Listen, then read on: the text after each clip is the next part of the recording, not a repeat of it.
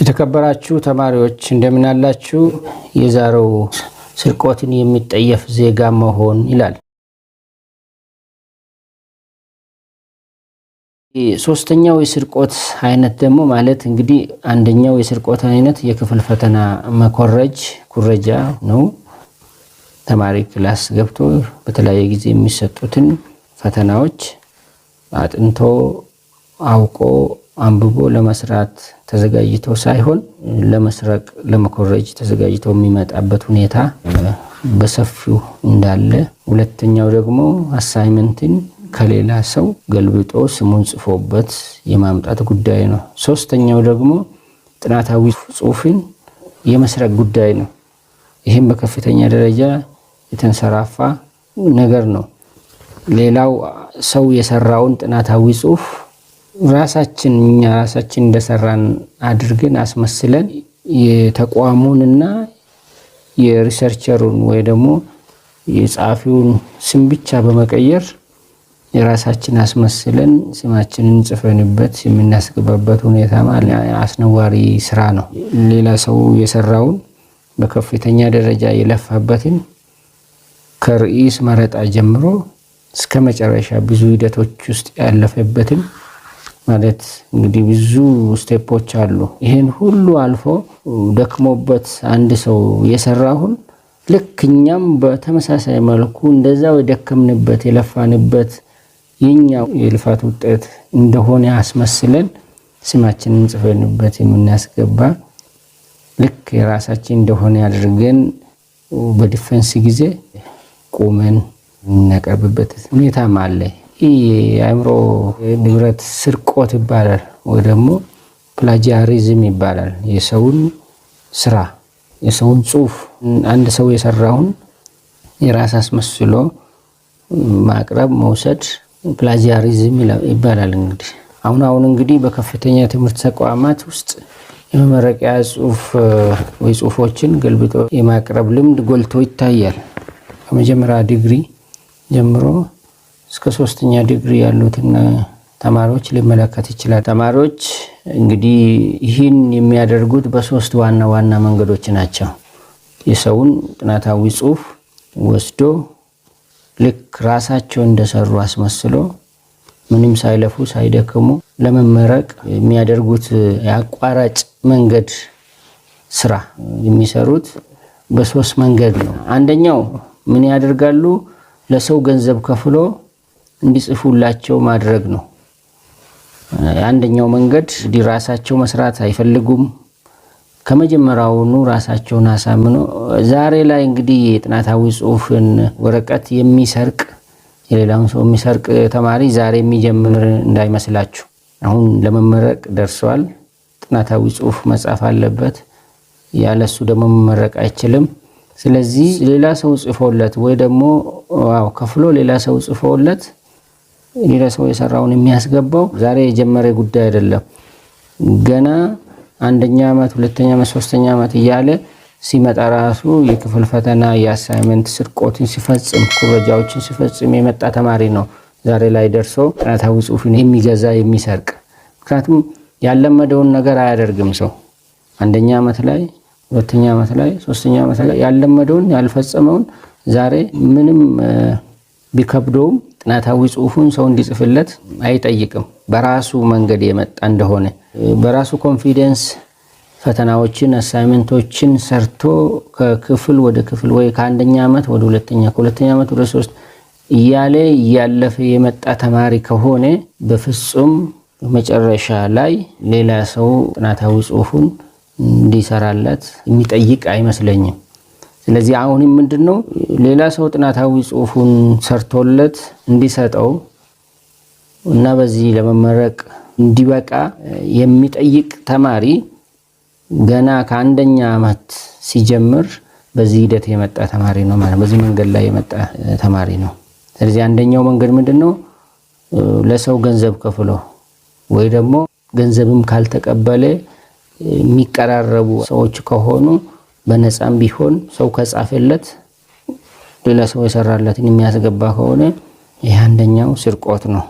ምክንያቱም የራሳችን አይደለም ሰው የሰራልን ነው። በነገራችን ላይ በዚህ ጉዳይ ላይ እንዲጽፍለት የጠየቀው ሰው ብቻ ሳይሆን በዚህ ላይ የጻፈው የተባበረው ገንዘብ ወስዶም ይሁን በነፃም ይሁን ግን ሪሰርች ወይ ጥናታዊ ጽሑፍ ጽፎለት የሰጠው ሰው ራሱ ከዛኛው ሰው የሚሻልበት መንገድ የለም።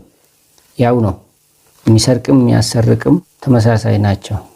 ስርቆትን የሚያበረታቱ ናቸው። በአገር ላይ ችግር የሚያመጡ በማህበረሰቡ ላይ ችግር የሚያመጡ ናቸውና ጥሩ ነገር ያደረገ ቢመስለውም ይሄን ነገር ያደረገ ሰው ጥሩ ነገር አላደረገ። አንደኛ ያ ሰው በራሱ እንዳይቆም ነው ያደረገው። በራሱ እንዳይተማመን ከራሱ የሆነ ነገር እንዳይሰራ ነገም የሆነ ነገር እንዳይኖረው ጥገኛ ሆኖ እንዲቀጥል የሚያበረታታ ስራ ነው የሰራው። ሁለተኛ አንድ አዋቂ ነው የሚባል ሰው እንደዚህ አይነት የወረደ ስራ ሲሰራም አላዋቂ ነው እንጂ አዋቂ አይደለም። ይሄ አላዋቂነት ነው ይሄ። ስለዚህ ከሁለቱም ወገን ይሄ ነገር ትክክል አይደለምና መቆም የሚጠይቅ እንዲጻፍለት የሚጠይቅም መጠየቅ የለበትም። በራሱ ላይ መቆም አለበት። ተጠይቆ የሚጽፍለትም አካል ይሄ ነገር ትክክል እንዳልሆነ መምከር ካስፈለገ ያ ሰው ጽፎ ሰርቶ ያምጣ። እሱ ግን በማየት ኮሜንት በመስጠት ማገዝ ይችላል። ስለዚህ ምን ማድረግ እንዳለብንም ማወቅ አለብን። ማገዝ ማለት ኮሜንት መስጠት፣ አይቶ አንብቦ ይሄ ቢስተካከል ይሄ እንደዚህ ቢደረግ የሚለውን ሐሳብ አስተያየት መስጠት ችግር የለውም።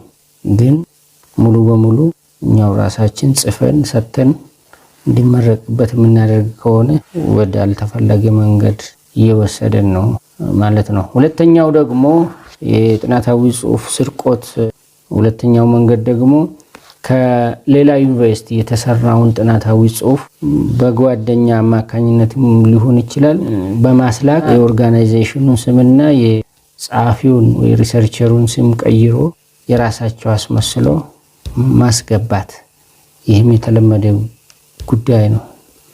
እንግዲህ ከአንድ ዩኒቨርሲቲ ወደ ሌላ ዩኒቨርሲቲ ለጓደኛ ኮፒ ነው። ይሄ እንዳይነቃባቸው እንዳይያዙ ራቅ ካለ ዩኒቨርሲቲ በማስላክ ይሄን አይነት ስትራቴጂ ይጠቀማሉ ነው። እንግዲህ ያስላከው ተማሪ በተራው እሱም ደግሞ ሲጠየቅ ይልካል። ከዚህኛው ደግሞ ኮፒ አድርጎ እዚህ ያለውን ወደዛኛው ይልካል። ስለዚህ በዚህ አግባብ ፌክ የሆነ ስራዎች እየተሰሩ ነው ማለት ነው። በትምህርት ዓለም ውስጥ መማር ሳይሆን በመስራት ፌክ የሆኑ ነገሮችን በመስራት የመመረቅ ይሄን አስመልክቶ አንድ ቀን ያጋጠመኝ ነገር ልንገራችሁና ወደ ክፍል ለማስተማር እየሄድኩኝ ነበር።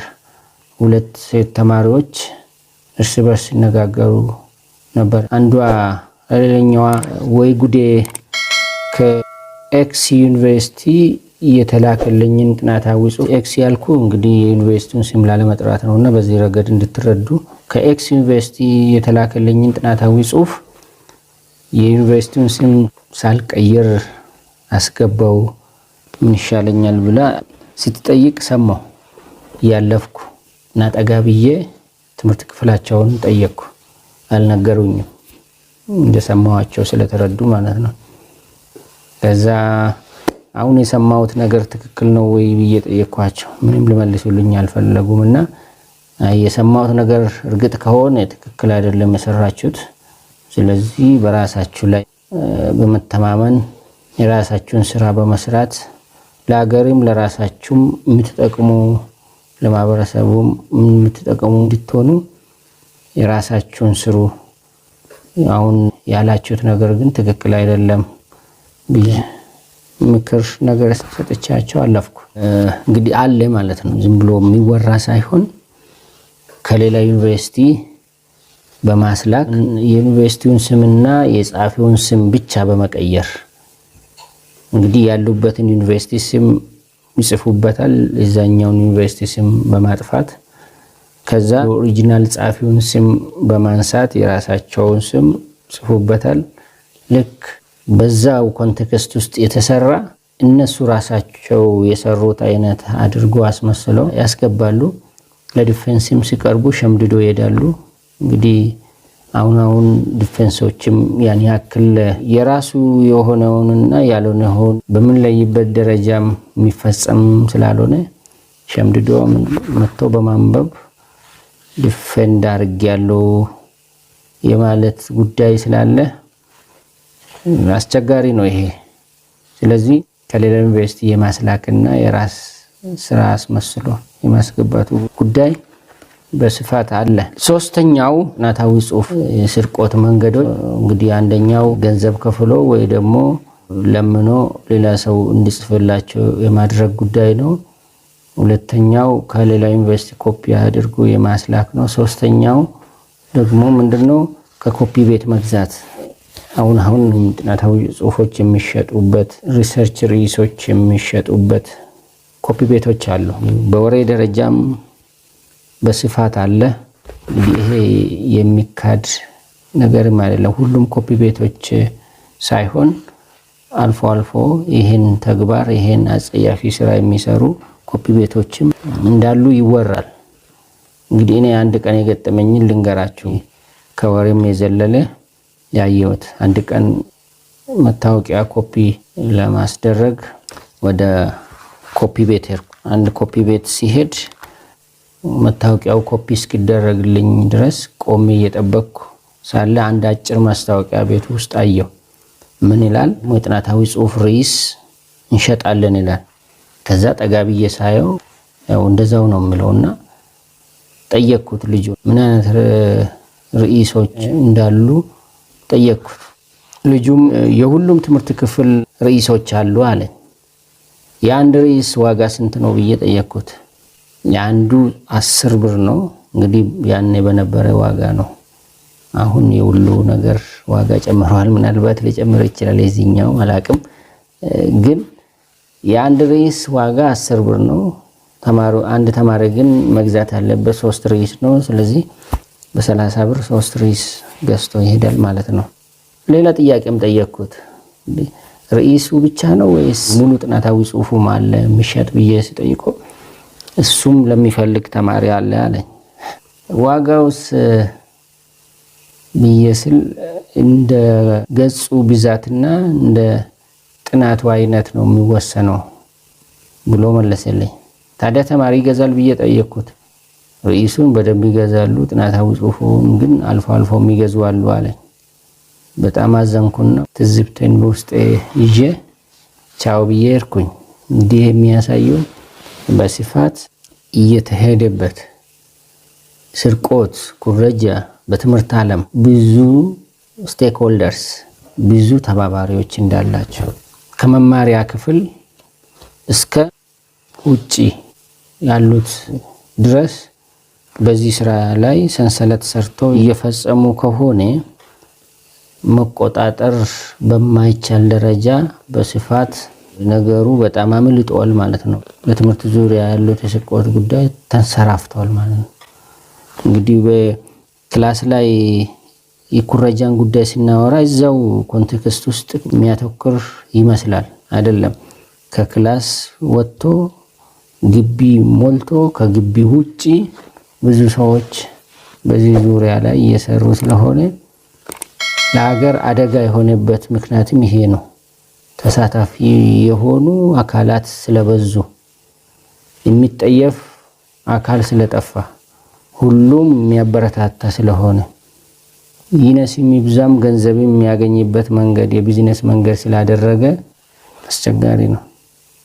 ኮፒ ቤቶች አሳይመንት የሚሸጡ ከሆነ፣ ጥናታዊ ጽሑፎችን የሚሸጡ ከሆነ ምን ልንል እንችላለን? አስነዋሪ ነገር እየተሰራ ነው። አብዛኛው ሰው ተሳትፎበት እየሰራ ያለ የውድቀት ስራ ነው። ስለዚህ በጣም አስቸጋሪ ነው። ፈተናም እንግዲህ በዚህ አግባብ ጥናታዊ ጽሑፎች የሚሸጡ ከሆነ ፈተናም የማይሸጥበት ምክንያት የለም።